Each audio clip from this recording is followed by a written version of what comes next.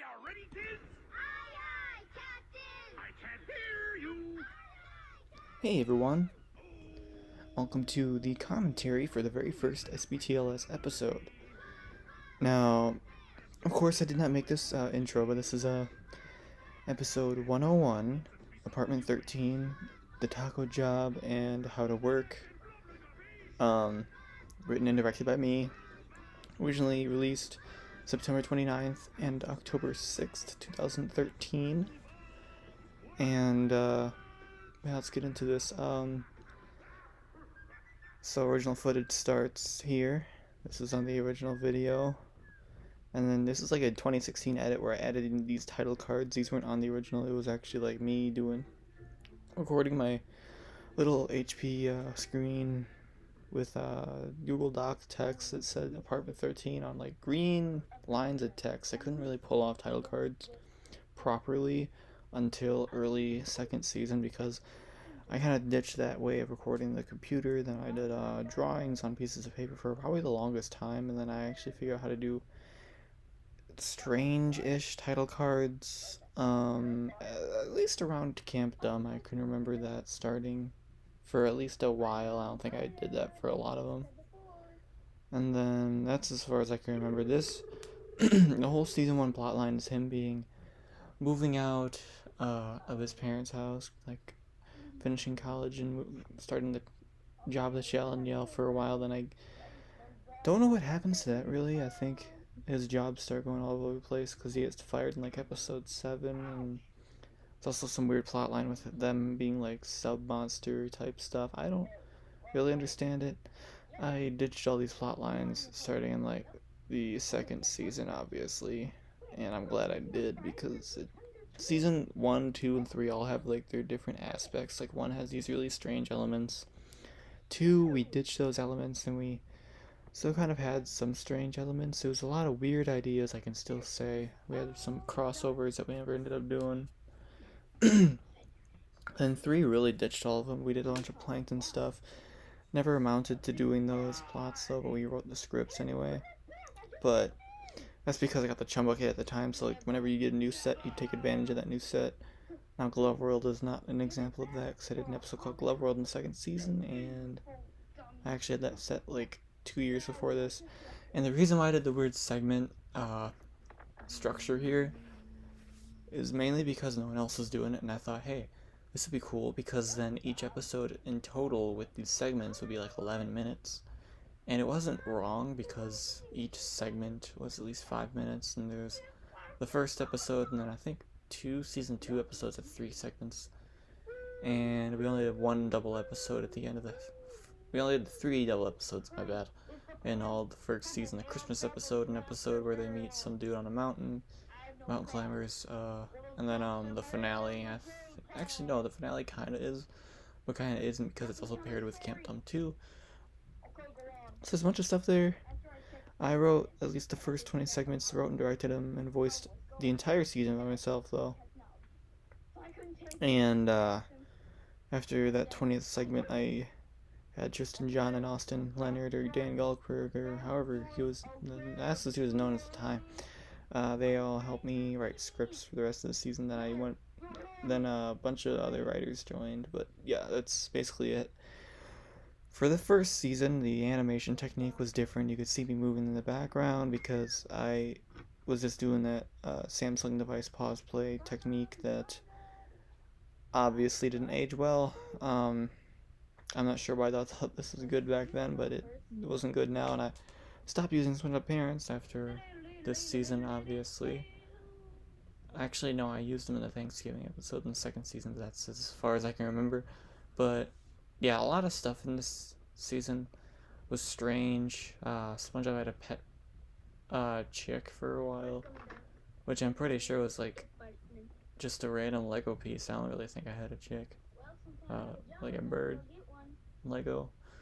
I mean, I have a parakeet now, so I could probably pull that off in a reanimated version, but yeah, these were like 2-page scripts, and yeah, there's the original Shell and Yell. I ended up making a sign after this, because that was just, a piece of paper on a piece of Lego. because I didn't have an actual sign to use, and I ended up making one. I think near the end of the season. I know it had to pop up sometime in this season. And we did kill off Jake at some point, maybe around Mountain Climbers. That's at least where I can think of, because he might have gotten involved in that episode. Then he was brought back with maybe food access as a ghost, and then I guess we were just I was thinking that was kind of stupid, so I just decided to unkill him off, and he just appears normal in season 2. Either that, or I changed something and there's actually a plot element there, but I'd have to read through all the scripts again and not want to do that, at least right now. And yeah, season 1 was really different because we had all these different locations. For the first 5 episodes, he lived in that apartment, then he gets kicked out. Actually, yeah, he lives in the apartment, he gets kicked out, and he moves into a house that basically is Squidward's house, but I say it's a different house. And then at the beginning of season 2, he moves into the pineapple house. Because reasons. And then he also works in the shell, for the first 7 episodes, of course. And I guess his job profession changes after that. He becomes like a boxer, I guess, or something. I know there's one episode title, but I'm not sure if he even has a job for a while. Yeah, this is my old room. It's pretty messy. And of course, since then, I found a bunch of the Krusty Krab pieces that I was actually missing, because there's a white piece and a black piece that aren't supposed to be there. And those end up being replaced because I found the actual pieces, which makes me happy. And I'm not sure why the register is on the floor. I think that's where I thought it was supposed to be, because I didn't have the Krusty Krab instructions. I actually, my brother recently found them and gave them to me, and I haven't had them for the longest time. This is 7 years ago. So even before that, I didn't seem to have the instructions. And so that's pretty mind-boggling, if you ask me. Yeah, so if you guys have any questions you want me to answer about the first and second seasons, I'd be happy to answer them. Otherwise, I'm just going to be talking about really the aspects of production that I can really say here. So really, my voice and everything. I did the first season, then I think some season 2, and I took a break because my guess is that I lost my motivation to do the series for a while. I think I actually put on cancellation after the 22 episodes or something, but we were still writing some episodes, as far as I know, around late 2014. And I know maybe the tablet failed. I know my tablet started dying at 90%. Maybe it was around then that I had to stop, because that's what I was using near the end of the series run in 2014. And then a bunch of writers joined in 2015. We ended up rewriting Camp Dumb 3, which had been the first episode that we did, and I changed the whole animation technique. But I really don't remember why I stopped doing it.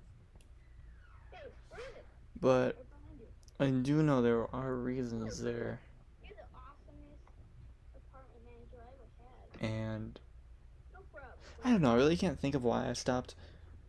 But I'm kind of glad I did, because if I didn't, a bunch of those episodes I did in 2015 with the proper stop motion would have looked like utter garbage. And trying to figure out how to get some of these episodes back, like the old channel back, but that's a story for another time, and I'd rather deal with that personally. And then, of course, the little random short. I'm not sure why I did this, and also, for some reason, it's a mention of a triple meat sandwich when he works at a taco place. I don't understand it, but I don't know. It's an aspect of the show that we obviously forgot, and I would like to bring it back sometime in the future, because I think that'll be fun to reference. There's a lot of random things in these episodes. There's like 67 or 68 of these. I would, of course, rename them to like separate episodes so they match the new series structure. Because that would just be easier. Because Camp Dump's 12 minutes, and a bunch of these episodes are like 6 minutes. So it would make more sense to me if some of these are retitled and restructured, so that season 1 was season 1 of the old animation style, and season 2 would have been like, you know, the computer and proper stop motion stuff until early 2016, and that would be what that would be how I'd structure it. But okay, I don't even know what's going on here. I think the meat's like possessing him or something. But if you have any questions on production or anything, and want to know about the series, or have any questions about why and stuff, and ask them in the description.